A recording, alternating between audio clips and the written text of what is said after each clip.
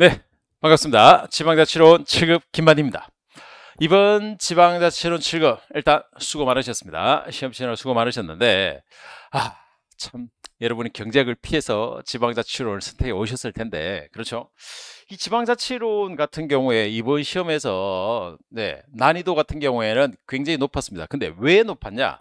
우리가 난이도가 지방자치론에서 대상으로 하고 있는 내용적 영역이 이제 순수 이론적인 부분과 약간 법령적인 측면이 좀 뒤섞여 있는, 그래서 이 과목을 제가 안내해 드릴 때 약간 행정법적 성격을 좀 갖고 있고 또 행정적 성격이 좀 결합되어 있는 그런 재미있는 과목이다라고 말씀드렸었는데, 이번 시험에서 난이도 조절할 때 일반 이론적 측면은 뭐 어느 정도 그냥 무난하게 제시했지만 법령의 세부적인 것까지 너무 시행령의 디테일한 것까지 건드려 가지고 좀 한마디로 비난할 만한 문제입니다, 사실은. 이것까지 수험생이 알아야 돼? 라고 한다면 과연 뭐 출제는 이렇게 내겠다면 내겠지만은, 그러나 이건 함정 범위에서는 충분히 출제는, 잘 들으세요, 비난받을 만한 문제였습니다. 출제를 꼭 이렇게만 해야 될까? 라는 생각이 듭니다. 그래서 100점 받는 건 좀 힘드셨을 거고, 대략 한 3문제 정도가 너무 지엽적인 걸 건들고 있는 거죠. 정말 어떻게 보면 출제도 풀기 힘들었을 듯한 그런 걸, 저 또한 마찬가지입니다. 시험지를 보고 굉장히 이 정도까지 낸단 말이야?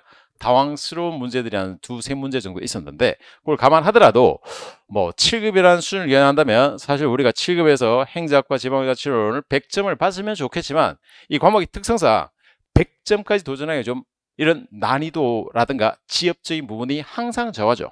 그래서 아마 90점 정도, 8점 후반에서 90점 정도만 지방자치론을 해도 굉장히 선방한 시험이 안 되느냐, 이렇게 평가하고 있습니다. 자, 요 자료들은 네이버 카페 많이 행사하게 올려두고 있으니까 참고해서 보시면서, 자, 그렇다면 본격적으로 이제 하나하나씩 우리가 지문적인 요소를 좀 검토를 좀 해보도록 하겠습니다. 1번, 지방자치의 고유한 권한으로서 고유권설, 이런 건 이제 이론적 베이스 있는 건데, 자, 이런 것도 무난하게 됐어요. 고유권설과 더불어서 대표적으로 보는 것이 바로 단체자치 계열에 있는 전례권설 개념을 갖고 있는 거죠.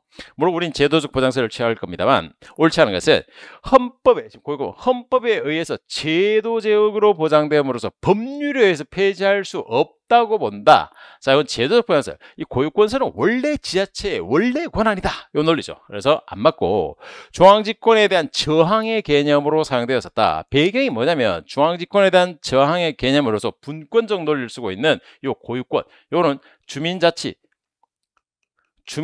개념에서 들어오는, 바로 역사적으로 본다면 중앙집권에 대한 대응적 개념으로 사용되었다라고 볼 수 있고, 개인의 천부적 기본과 마찬가지로 지방자치권도 권력이 침해할 수 없다. 왜? 고유의 거니까. 그런 논리죠.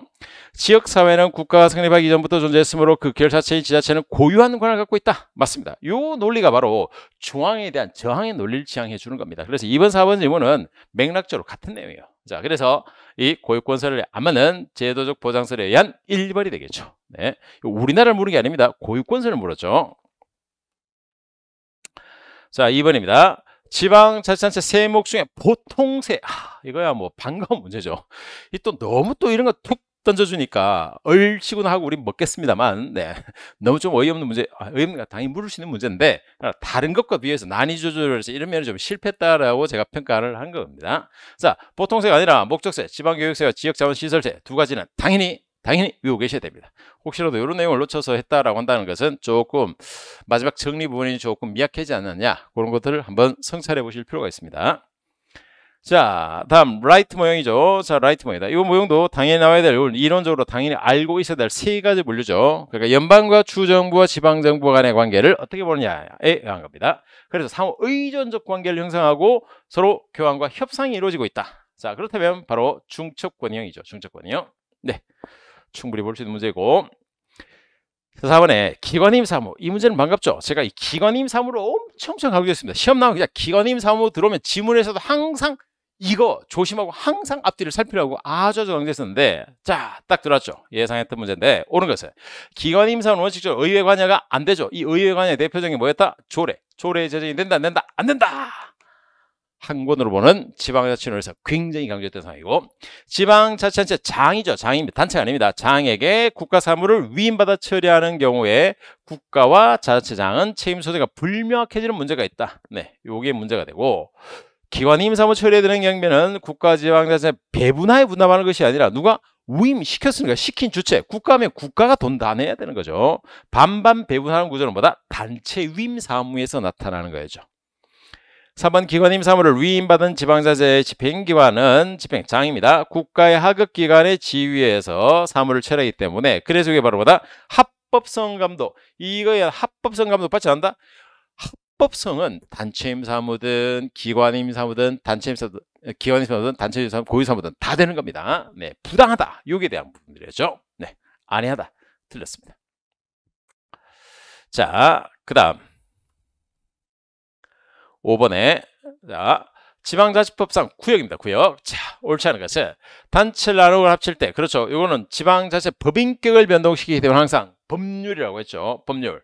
자, 그 외에 자치구가 아닌 구, 읍, 면, 동을 나누고 합칠 땐 대통령령이 아니라 이건 바로 뭐다? 행정단위에서 조례입니다. 그럼 하나 남은 게 대통령이죠. 그게 바로 뭐였다? 여기 구역 변경. 구역 변경할 때, 그리고 명칭, 한자 명칭 변경할 때, 이때 경계 변경은 대통령령을 토대로 하는데, 요 경계 변경하고 구역을 변경할 때 주민 투표를 하지 않는 경우에는 의회 의견을 들어야 한다. 네, 의견을 듣도록 하는 거죠.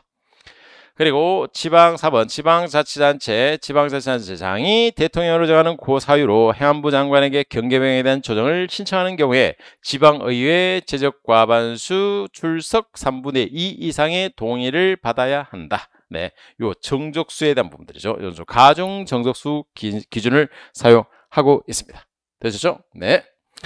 자, 그 다음 가보죠.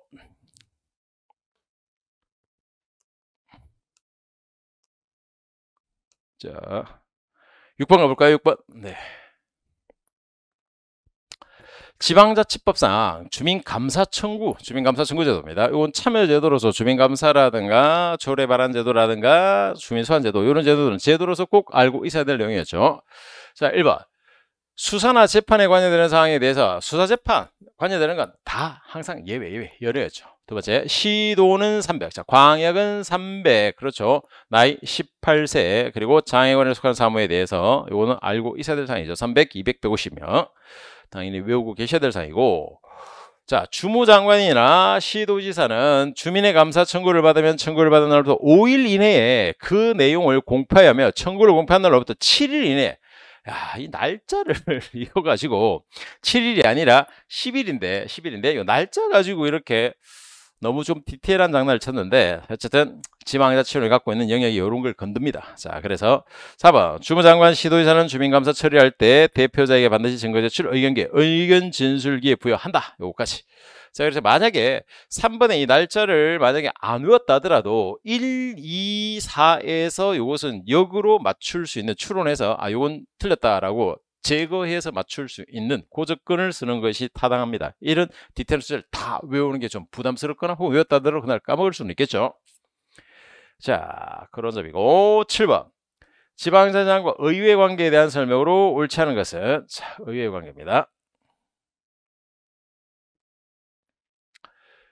자, 장은 의회 의결이 예산상 집행할 수 없는 경비, 바로 요럴 때 어때 한다? 바로 21례 제2요구 예산상에 안 되는 것 제2요구 사유에 들어가죠. 의회 의결에 대한 지방장의 제2요구에 대해서 의회가 재의결한 결과 제적 과반수 출석 3분의 1, 요건 아주 강조했던 반드시 알아야 될 사항이죠. 특별 의결 정족수로서 자 확정되고, 장의 선결처, 이건 장의 권한이었습니다. 지체 없이 의회 보고하고 승인 받아야 되죠. 아니면 뭐 한다? 그때부터. 그렇죠.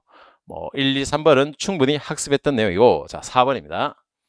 지방자치장의 제2요구에 따라 의회가 재의결했습니다. 그러면 위반된다고 판단되면 장은 재의결을 30일이 대부분은 맞는데 날짜가 틀렸죠. 요거는 반드시 확인해 둬야 될, 알고 있어야 될 사항이었죠. 그래서 뭐 문제에서 그렇게 난이도를 높이지는 않았습니다. 조금 지문을 여러 개 길게 해놨죠.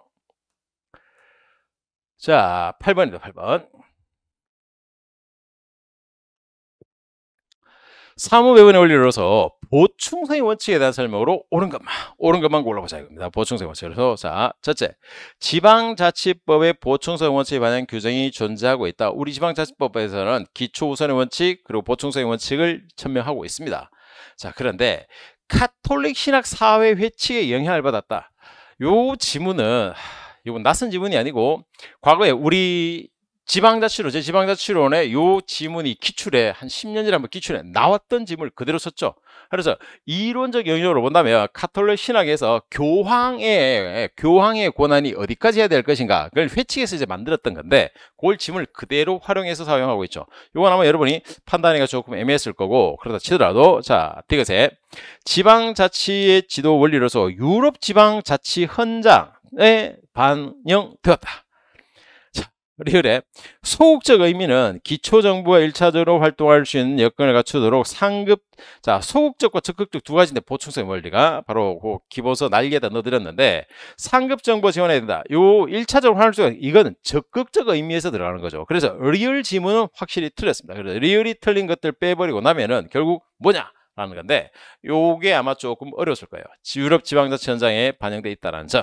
네, 이건 뭐 난이도를 위해서 예외적 지문을 던드렸는데 예, 힘들었을 겁니다. 아마 수험생은. 자, 요 두 개 봐두고. 다음.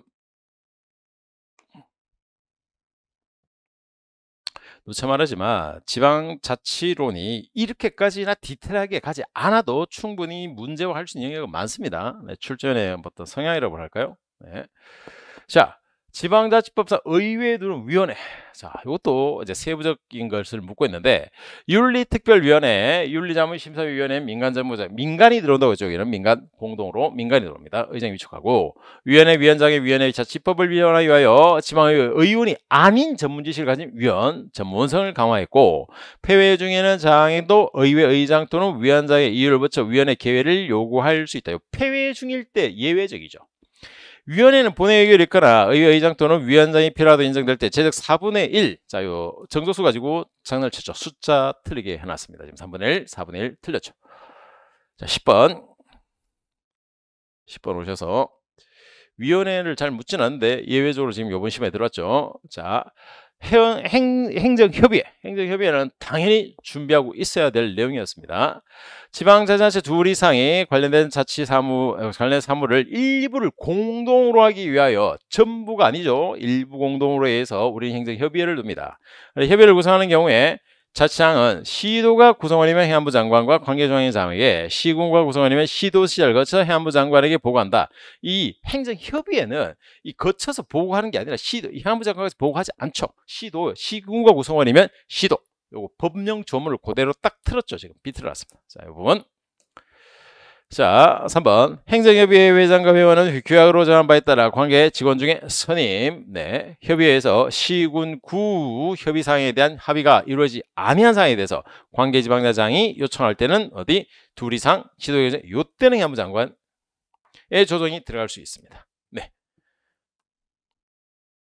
자, 11번입니다. 집행기관의 보조기관입니다. 보조기관으로서 자, 옳은 것만. 특별시의 부시장의 수를 3명을 넘지 아니하는 범위에서 대통령령으로 정한다. 자, 그 다음 광역시의 부시장을 2이나 3명을 두는 경우에는 정무직, 그렇죠? 별정직 지방공무원으로 보하고 자격시는 지방자치 초례로 정한다. 네, 이건 지방공무원이니까. 근데 800만 이상, 요거는 맞아요. 근데 특별자치도가 아니죠. 이건 출전에 의도적으로 장난쳤는데 800만 이상의 광역일 경우에 3명까지 둘 수 있는 거죠. 특별자치도의 경우 아닙니다. 요건 없습니다. 네, 출전에 그냥 의도적으로 지문을 비틀어 놨습니다. 지금 문장을. 자, 그 다음 12번 가보죠.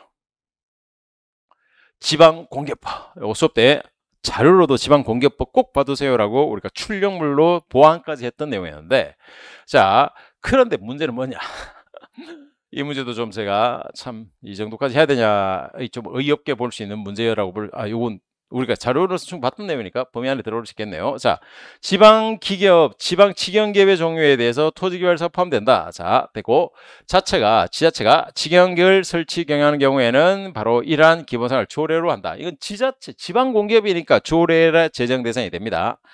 지방공사는 공사를 운영하기 위해 필요한 자본금 2분의 1 넘지 않은 범위 내에서, 자, 여기서 자본금 숫자가 2분의 1 맞을까? 좀 의심스러울 수 있겠죠. 하지만 더 명확하게 하여 공사를 할 수 있다. 다만 외국인 출자할 수 없다. 있다라고 했죠. 지방공기업에 외국인 다 돼.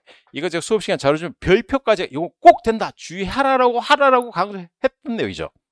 그래서 이런 것들 설사 자본금이 2분의 1일까? 3분의 1 헷갈린다 하더라도 명확하게 틀린 걸 알려주고 있죠. 이건 알아야 될 내용이었습니다. 우리가 수업 때 확실히 딱 정리했던 부분이었고, 4번 해양부 장관은 지방공기업의 경영진단 평가 결과에 위하여 명확한 기록은 지방공기업 보고서를 매년 경영진단 조사한 후에 3개월 내 국회 소환상임위에 제출해야 된다. 네, 자, 됐습니다. 문제는 13번 오셔서, 그러니까 아주 중요한 지문이 하나 있다면 나머지는 곁다리 지문으로 이렇게 구성을 해서 충분히 답을 맞출 수 있도록, 그러니까 합리적인 범위의 수험을 했다라고 한다면, 특히 우리 지방자치론을 정확히 하셨다면 이런 범위에서는 맞출 수 있는 내용이었죠.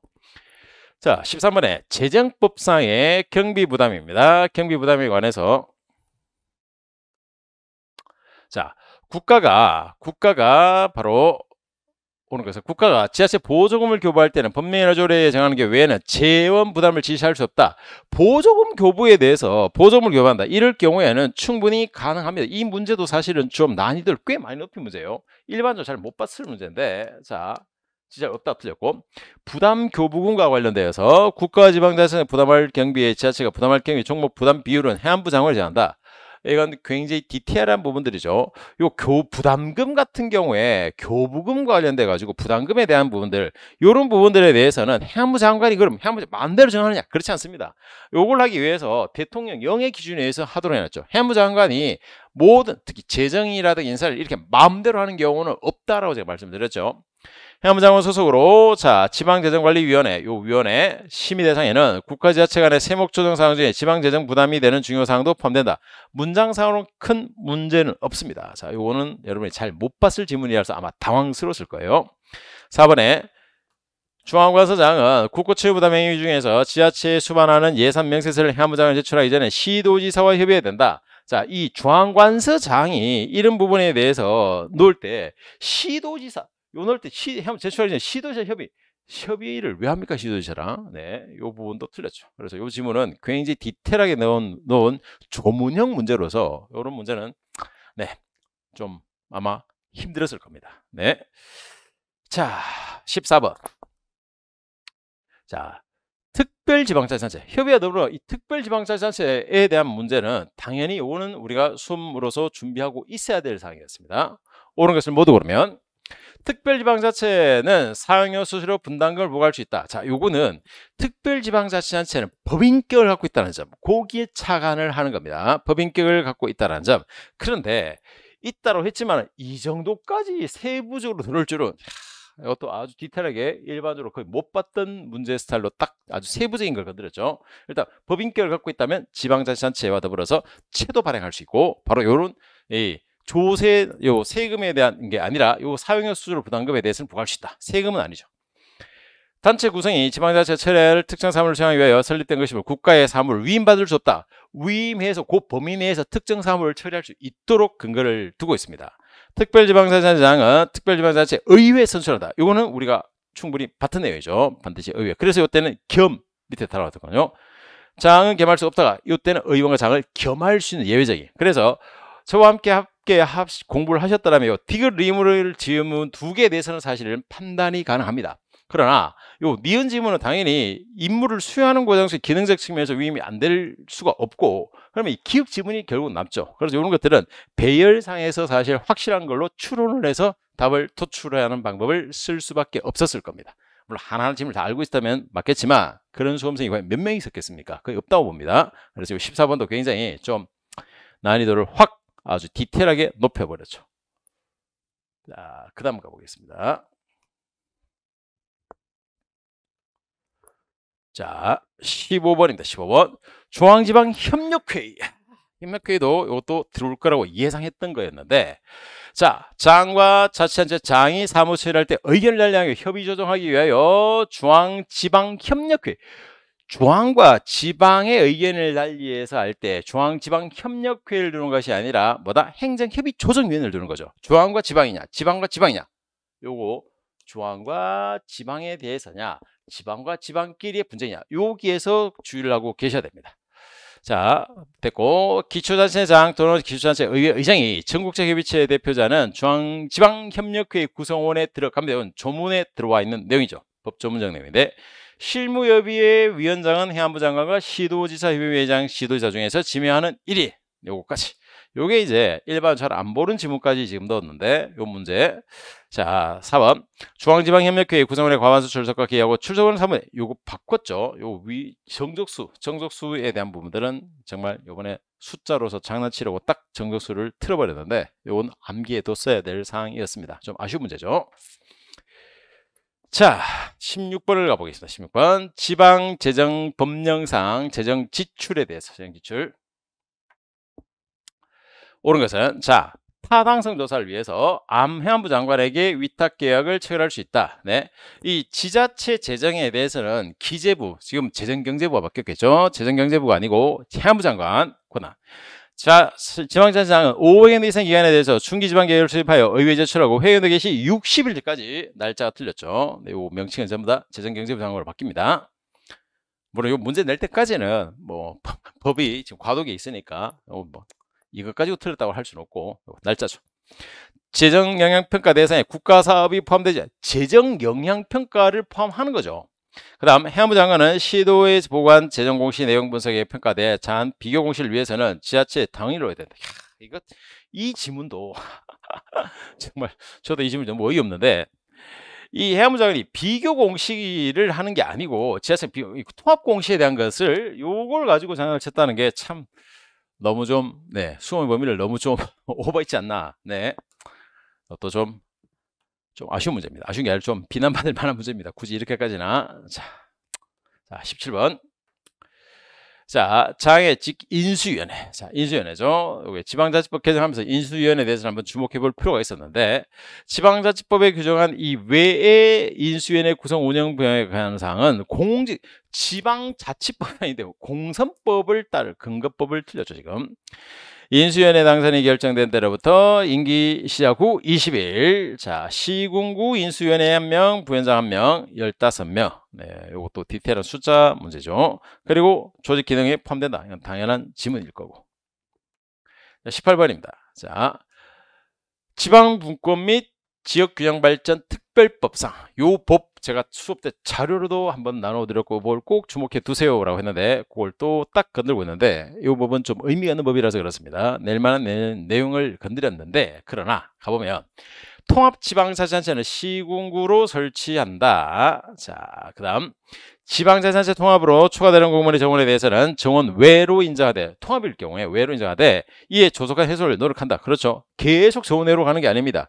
당장은 좀 오버됐더라도 해결해 간다. 맞고, 통합지자체 자치와 아닌 구의 읍면동, 행정도 아니니까 시도지사는 조례로 정한 바에 따라 통합지방자치에 대해서 보조금을 지급 재정 투용자에 대한 특별한 지원을 할 수 있다. 자, 시도지사, 주체가 틀렸죠. 이런 부분들에 대해서 지원할 때 시도지사에 대한 부분으로 가는 게 아니죠. 네, 주체에서 요것은 문제를 딱 비틀고 있습니다. 확인해 볼 수 있는 상황이었고, 네. 조례로 하는 게 기본적으로 이 조례를 내버리는 시도가 마음대로 가져가기 때문에 대통령령 같은 기준을 잡아줍니다. 이 질문도 굉장히 디테일한 질문이죠. 네. 대통령. 자, 그 다음 이게 또 문제예요. 이 문제가 정말 이런 문제를 내다니. 자, 냈는데 이제는 법령상, 네, 재정조정제도에 대해서, 자, 시군조정교부금의 일반조정급의 재원은 조정교부금의 100분의 90에 해당하는 금액으로 하고, 특별조정교부금은 100분의 10. 자, 요 비율 두 번째, 일반조정교부금 배분 시기에 대해 집행에 관한 사항과 특별조정교부금의 구체적 기준 산정 방법에 대해서는 시도조례, 요건 이제 시군에 대해서니까 시도조례로 타당합니다. 근데 3번 특별시장 및 광역시장의 화력 원자력 예외 규정인데, 특별지역에 100분의 80, 야, 이런 예외적 규정에 대해서 그것도 비율의 숫자 가지고 장난친다는 건 좀 정말 이건 정말 요 문제도 좀 문제가 있는 지문입니다, 사실. 네, 아마 충분히 당황했었을 만한 지문입니다. 19문제. 네, 100분의 65죠. 특별시장을 제외한 시도에서는 관할 시군간의 재행격차를 조정하기 위하여 초정교부금의 재원을 인구 등에 의해 가지고 관할구역 군에 배분한다. 네, 이것은 바로 배분에 대한 기준점을 갖고 있는 거죠. 19번은 네, 아주 백전방정으로 아주 각오하고 아예 틀려보라고 내봤죠. 자, 지방교육자치입니다. 자, 교육감과 부교육감. 자, 부교육감까지. 자, 근데 1. 시도의 교육감의 제청으로 국무총리를 거쳐 대통령이 부교육감을 임명한다. 자, 이 임명구조 가지고 문제를 찾는데, 이거는 기본적으로 교육감이 추천을 해가지고 교육부 장관이 한 거지, 국무총리, 이 감제청 국무총리 거쳐서 이렇게 가는 거는 굉장히 고의적이에요. 이 부교육감을 이렇게 한다? 네, 오버죠.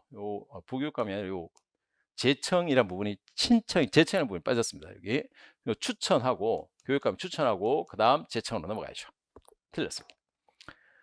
자, 교육감 임기 4년, 네, 선거가 4년이니까 4년 단위로 가기 때문에 재임은 3개월. 이거는 장과 똑같죠. 이거는 우리가 맞출 수 있는 지문이고, 학위에 관한 사무에 대해서 시도의 교육감을 한다. 이건 정의적 규정이고, 주변인 교육감을 선언할 수 있는 권리를 갖고 있다. 그래서 2, 3, 4번으로 우리가 1번을 여러분이 맞추는 게 정상입니다. 부교육감의 이 임명 구조까지 확인하고 준비된 수험생이 과연 얼마가 있겠습니까? 하지만 이걸로 틀렸다를 추론낼 수 있는 거죠. 이건 우리가 수업에서 했었어야 될 내용들이었기 때문에.